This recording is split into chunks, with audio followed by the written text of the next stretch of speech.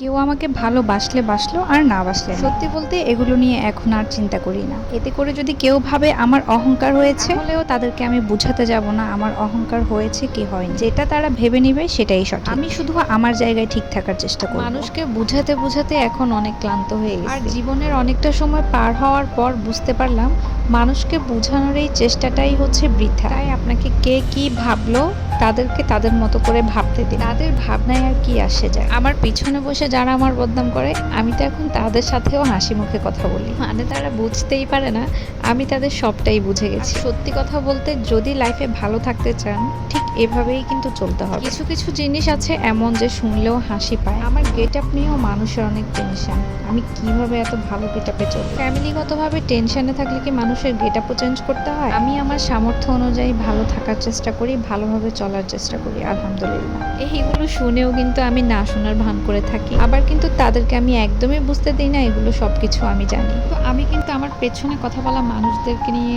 খুব একটা মাথা ঘামাই না, কারণ ওদের যোগ্যতাই নাই আমার সামনে কথা বলা। আমার ভিডিওর কথাগুলো কিন্তু সবার জন্য না। তো এই কথাগুলো তাদের গায়েই লাগবে যারা বসে বসে আমার নামে পেছনে পেছনে বদনাম করে। আর এইসব কথাগুলো শুনে যদি গায়ে জ্বালা ধরে, তাহলে পেছনে বদনাম করাটা একটু কমাই দিও। এত সময় কিভাবে পায় এরা, আমি এটাই বুঝি। তাদের কথা আমার 5-6 মাস পরেও একবার মাথায় আসে কিনা সন্দেহ আছে।